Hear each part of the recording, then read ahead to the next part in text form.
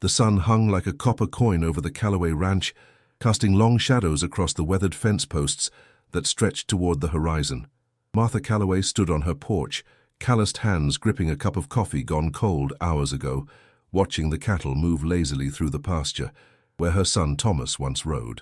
3 years had passed since the accident. 3 years since that black stallion had thrown him near the creek bed, since she'd found him lying still as stone beneath the cottonwood tree. 3 years since she'd buried the only light left in her world, next to his father, in the family plot behind the barn. The silence of the ranch pressed against her ears like water. No laughter echoing from the corral, no excited shouts about new calves or wild mustangs spotted near the ridge. Just wind through dry grass and the occasional lowing of cattle that seemed to mourn alongside her. Martha was 42, though grief had carved lines around her eyes that made her appear older. Her auburn hair, once carefully braided each morning, now hung loose and practical beneath a worn hat. The pretty dresses that had filled her wardrobe during her marriage to Robert had been replaced by work clothes, sturdy boots, denim, and cotton shirts that could withstand the daily demands of running a ranch alone. The work never stopped.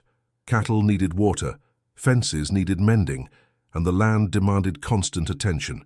She'd kept it all going through sheer will, hiring seasonal hands when necessary, but never letting anyone stay too long. People meant conversation. Conversation meant questions, and questions meant reliving the pain she'd worked so hard to bury. As evening approached, painting the sky in shades of amber and rose, Martha noticed a dust cloud rising from the dirt road that led to her property.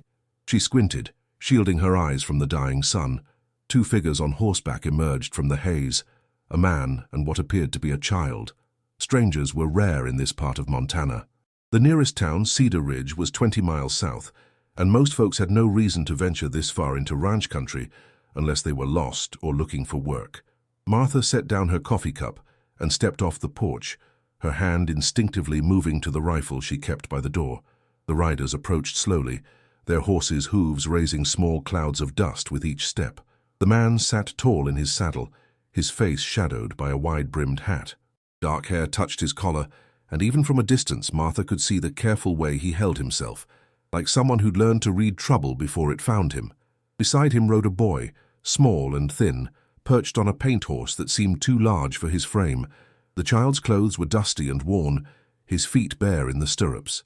Even as they drew closer, the boy kept his eyes fixed straight ahead, as if the world beyond his horse's ears didn't exist. The man reined in his horse about 10 feet from where Martha stood, close enough for conversation, but far enough to show respect for her space. He touched the brim of his hat in greeting, and when he spoke, his voice was low and rough, like gravel tumbling in a creek bed. "Ma'am?" He paused, seeming to choose his words carefully. "Name's Cole. Cole Harrison. This here's—" He glanced at the boy, who hadn't looked up since they'd stopped.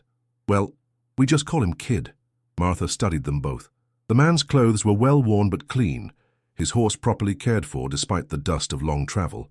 His eyes, she noticed, were grey-blue like storm clouds, and they held a weight she recognized, the kind that came from carrying too much for too long. "You folks lost?" she asked, her voice sharper than she'd intended. It had been weeks since she'd spoken to anyone except the cattle. "No, ma'am. We're looking for work. Heard in Cedar Ridge that you might need hands for the season." Martha almost laughed. She hadn't been to Cedar Ridge in months, hadn't spoken to anyone about needing help, but looking at her ranch, at fences sagging in places, at the barn that needed fresh paint, at all the things she'd been putting off because there were only so many hours in a day, she realized maybe her need was more obvious than she'd thought. "I work alone," she said flatly. "Have for 3 years now."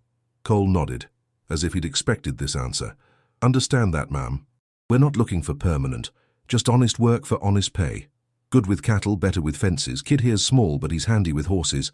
For the first time, the boy looked up. His face was narrow and serious, older than his years suggested.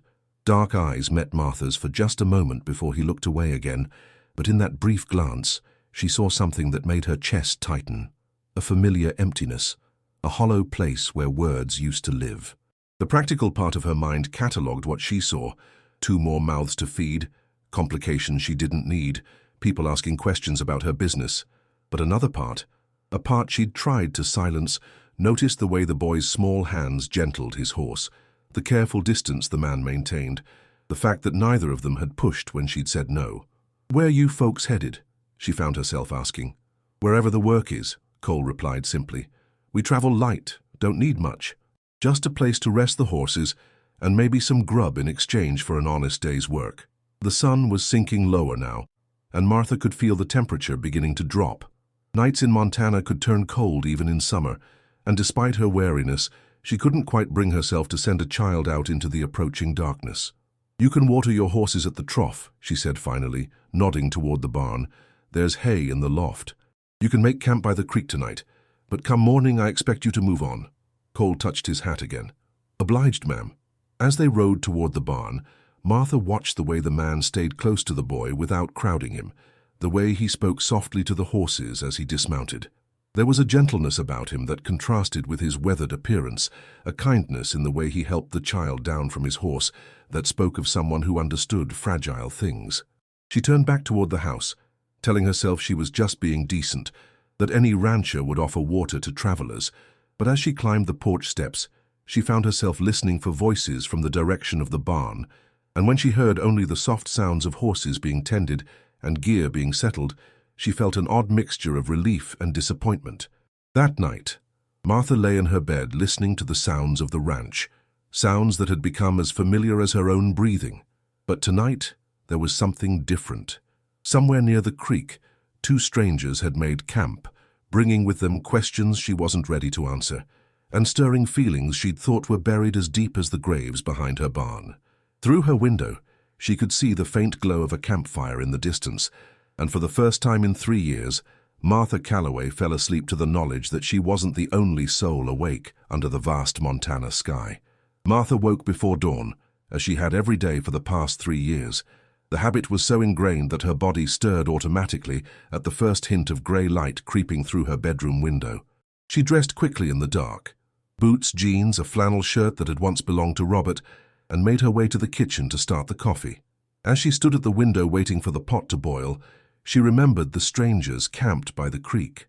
Part of her hoped they'd moved on in the night, sparing her the awkwardness of morning conversation.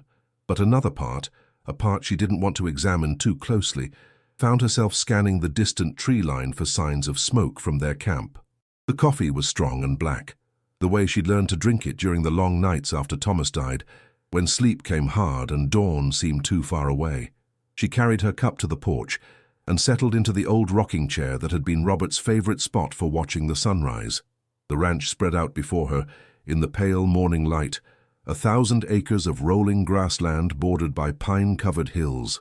Cattle dotted the pasture like scattered stones, already beginning to move toward the water tank near the barn. It was beautiful land, the kind Robert had dreamed of when they'd first married and talked about building something lasting together. Now it felt too big, too empty, too full of memories she couldn't escape. A movement near the barn caught her eye. Cole was there, she realized, already up and moving around the horses. Even from this distance she could see the economical way he worked. No wasted motion, every action deliberate and sure. The boy was nowhere to be seen, but the paint horse stood quietly beside Cole's gelding, suggesting the child wasn't far away. Martha finished her coffee and made her way down to the barn, telling herself she was just checking on her stock. But as she approached, she could hear Cole's voice, low and steady, talking to the horses as he worked. "Easy there, girl. Nobody's rushing you, that's it, nice and slow." He was brushing down the paint mare with long, gentle strokes, the kind of attention that spoke of someone who understood horses. Martha had grown up around men who saw animals as tools, useful but replaceable. Cole treated them like partners. "Morning," she said, her voice carrying in the still air. Cole looked up, touching his hat. "Ma'am, hope we didn't disturb your rest." "You didn't." Martha glanced around, looking for the boy. "Where's the kid?" "Down by the creek washing up. He'll be along directly." There was something in Cole's tone that suggested the boy's absence wasn't accidental, that perhaps he'd been sent away to give the adults a chance to talk. Martha appreciated the consideration, even as it made her wonder what Cole thought needed discussing. "You folks sleep well?" she asked, falling back on the kind of small talk that had once come naturally to her. "Well enough. Ground's not too hard and the weather held fair." Cole set down the brush and turned to face her fully. "Ma'am, I want to thank you for the hospitality. Water and hay for the horses means a lot when you're traveling." Martha nodded, unsure how to respond. It had been so long since anyone had thanked her for anything. Like I said, you can move on after breakfast. Town's not that far if you need supplies. About that. Cole's grey eyes met hers steadily. I meant what I said yesterday about work. I can see you've got more than one person can handle here, and we're not asking for charity. Just a fair trade. Work for keep. Martha felt her jaw tighten. I told you, I work alone. Yes, ma'am, you did. And I can see why you might feel that way. Cole's voice remained calm, respectful.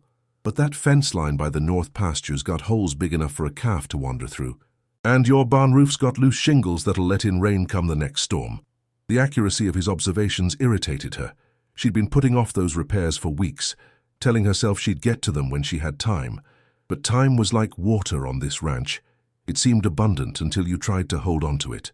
I can handle my own repairs, she said.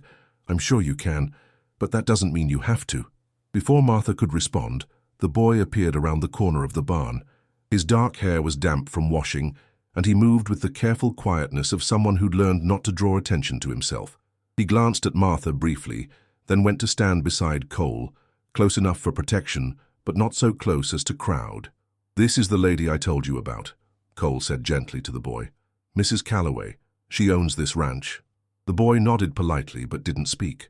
Up close, Martha could see he was thin beneath his oversized clothes, and there were shadows under his eyes that spoke of too many sleepless nights. He reminded her painfully of Thomas at that age, all serious eyes and quiet intensity. How old are you, son? She asked, her voice softer than she'd intended. The boy looked at Cole, who shook his head slightly. He doesn't talk much, Cole explained.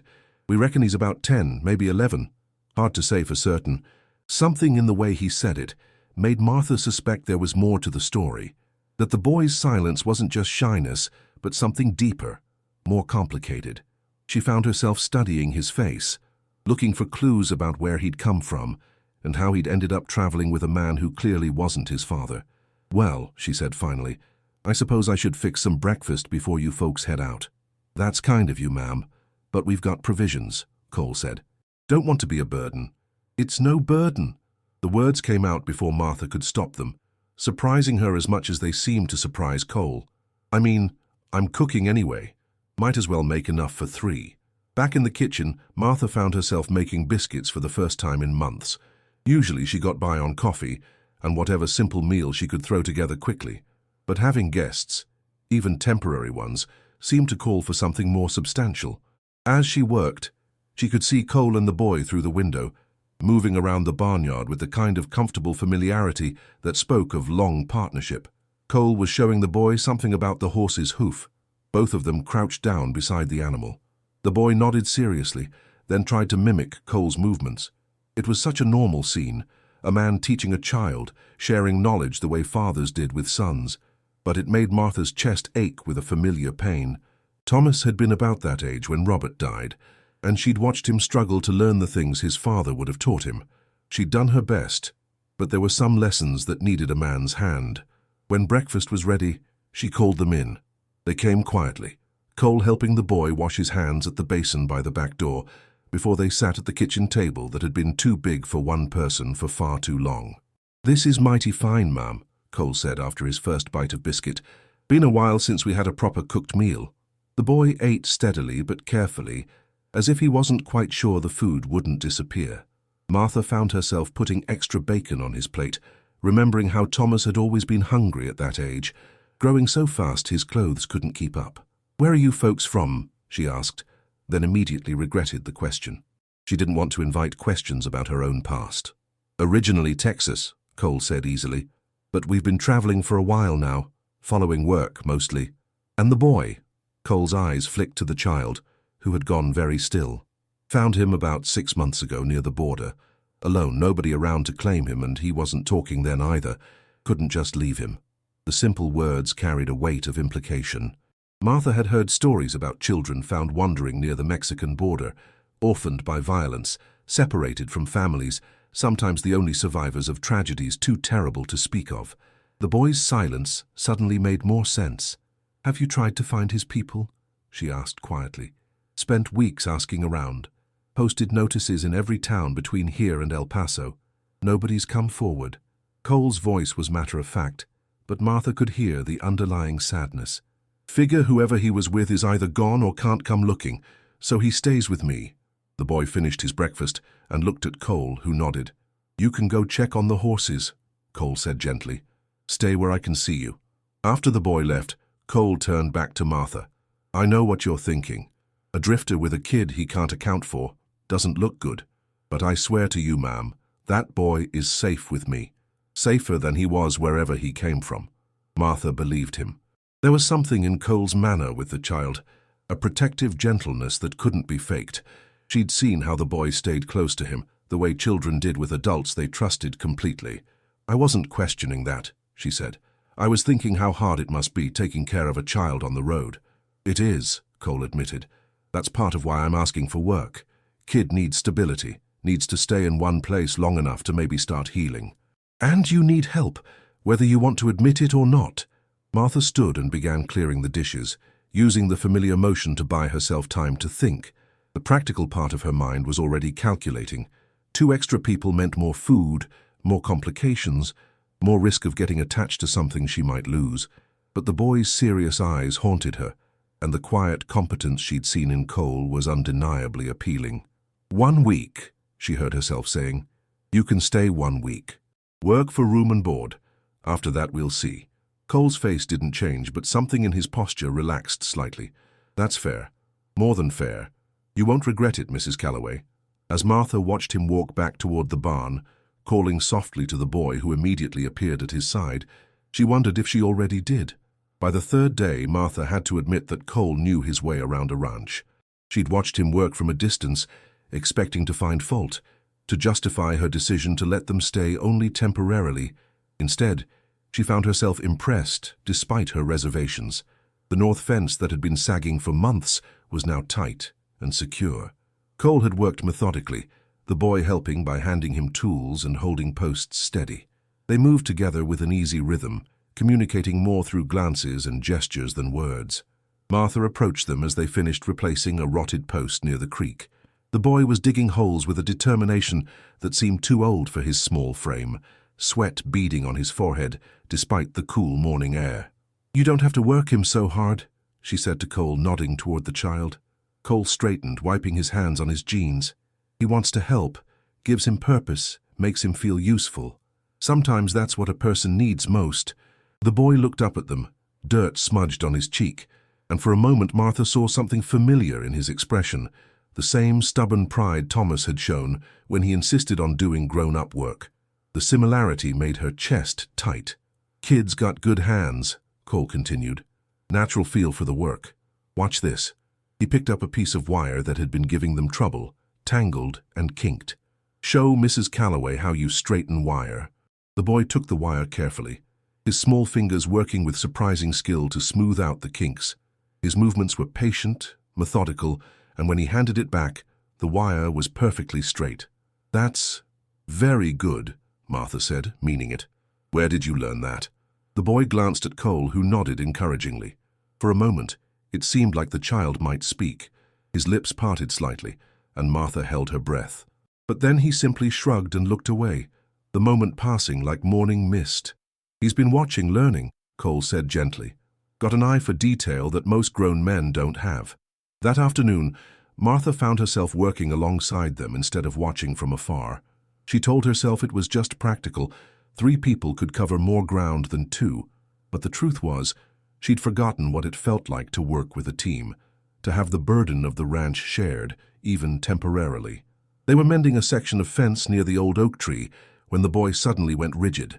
A hawk had landed on a nearby post, its sharp eyes scanning the ground for prey. The child dropped his tools and stepped back, his face pale. "It's all right," Cole said quietly, moving to stand between the boy and the bird.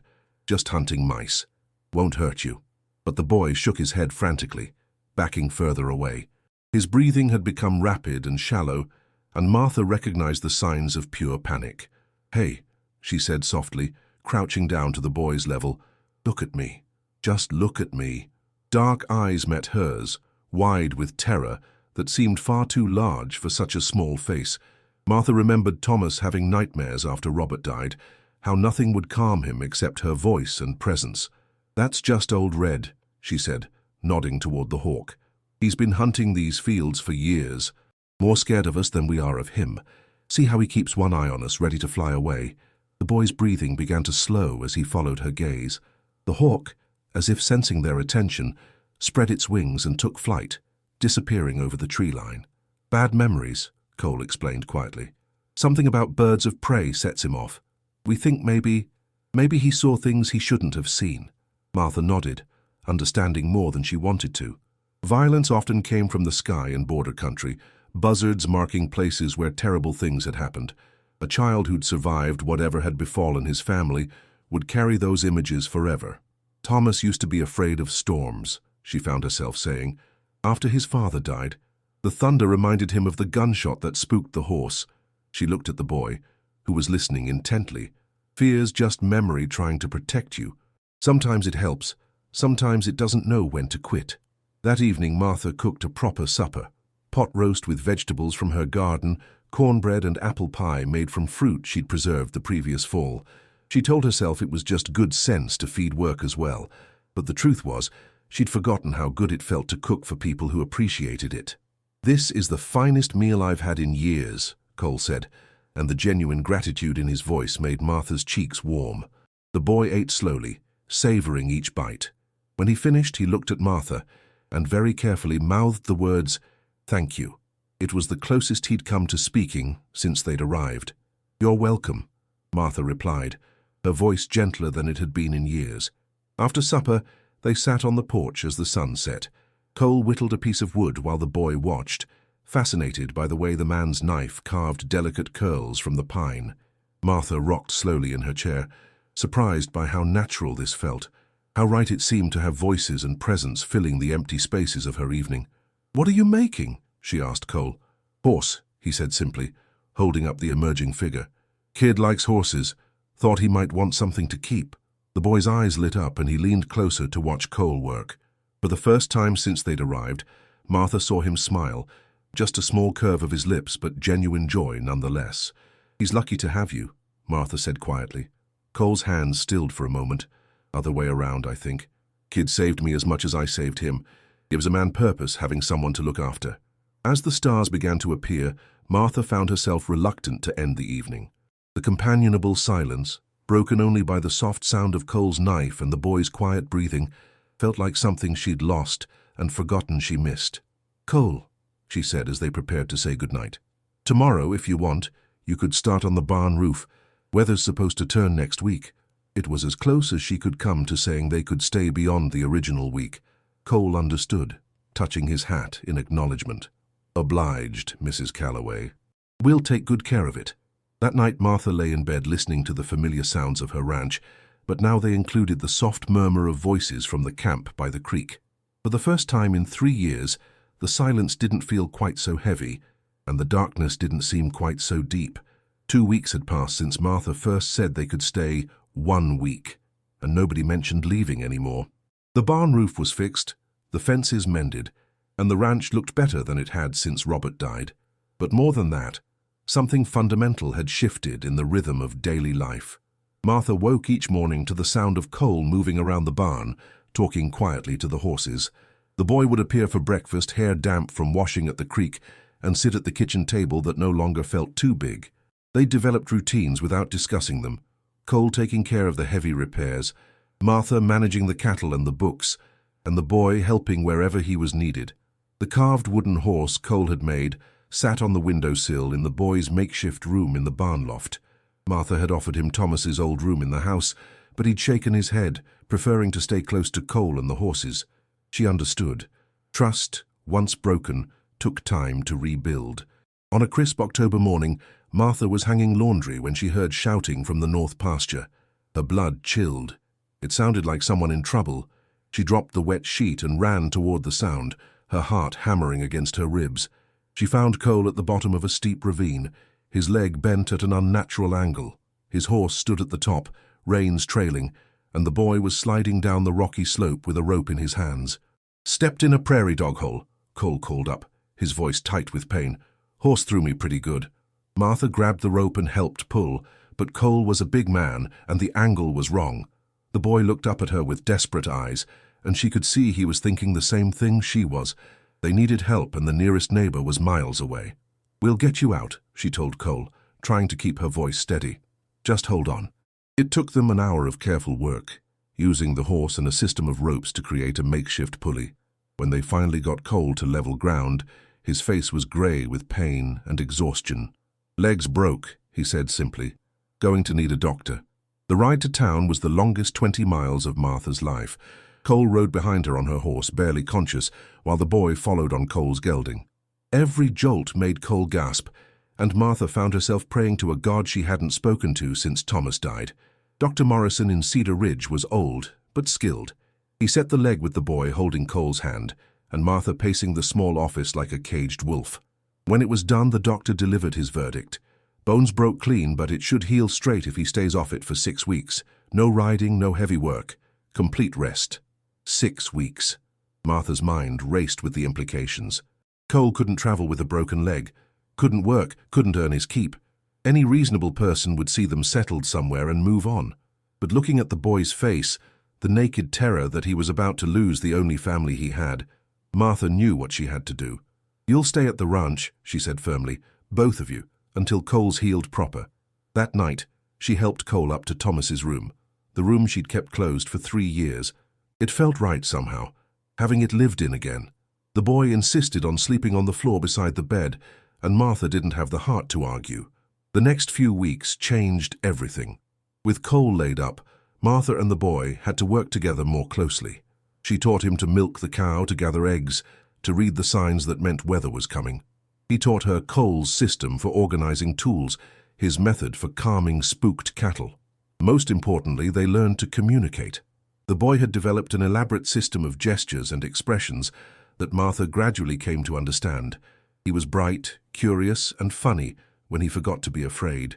Sometimes she caught him humming while he worked, a soft tune that sounded like a lullaby from another life. 3 weeks into Cole's recovery, a late-season storm hit with unusual fury. Martha woke to the sound of thunder and driving rain, and her first thought was of the cattle in the far pasture. They'd be looking for shelter, probably clustering near the creek where flash flooding was a real danger.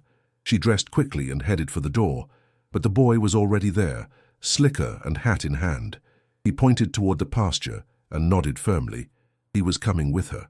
They rode out into the storm together, rain lashing their faces and lightning illuminating the landscape in stark, brief snapshots. Martha found herself grateful for the boy's presence. An extra pair of eyes, another set of hands to help move the frightened cattle to higher ground. It was dangerous work in the dark and rain, but they managed it together, working with an understanding that went beyond words. When they finally made it back to the house, soaked and exhausted, Cole was waiting in the kitchen, leaning heavily on crutches. "Worried sick," he said simply. "Should have woken me." "I couldn't let the cattle drown," Martha replied, helping the boy out of his wet clothes. "We managed fine." She made hot coffee, and they sat around the kitchen table, steam rising from their wet clothes, telling Cole about the night's work. The boy gestured animatedly, and Martha found herself translating, adding details, making them both laugh with her descriptions of stubborn cattle and dramatic lightning. It felt like family. More than that, it felt like coming back to life. The moment that changed everything came a week later. Martha was in the garden, pulling the last of the carrots before the first hard freeze, when she heard a sound that made her freeze. A voice, clear and small, calling from the barn. "Martha, come quick." She ran toward the sound, her heart pounding. The boy stood in the barn doorway, eyes wide, and when he saw her, he spoke again. Cole fell down. His crutch broke, the first words he'd spoken since they'd arrived. Not just sounds, but her name clear as a bell. Cole was fine. The crutch had simply snapped, and he'd sat down heavily rather than fallen. But as Martha helped him to his feet, she felt tears streaming down her face. "You talked," she whispered to the boy. "You said my name." He nodded, suddenly shy again, but then he looked up at her with those serious dark eyes and said, "I want to stay, with you and Cole, if that's okay." Martha knelt down and pulled him into her arms. This boy who'd been through too much, who'd learned to survive without words, who'd somehow found his voice in her kitchen and her heart in her garden. "Of course you can stay," she whispered into his hair. "Both of you. This is your home now." That evening they sat on the porch as they had so many times before, but everything was different. The boy, who'd finally told them his name was Miguel, chattered quietly about the horses, about the storm, about the carved horse on his windowsill that Cole had made. "Never thought I'd find this," Cole said quietly to Martha, as Miguel dozed between them. "Family, home, peace." Martha looked out over her ranch, their ranch now, where cattle grazed in pastures mended by willing hands, where a barn stood strong against the weather, where the silence had been replaced by laughter and conversation and the sounds of people who belonged together. "Neither did I," she said, "but I guess sometimes the best things find you when you're not looking." Under the vast Montana sky, 3 people who'd thought they were broken beyond repair had found wholeness in each other. And for the first time in years, Martha Calloway believed in tomorrow.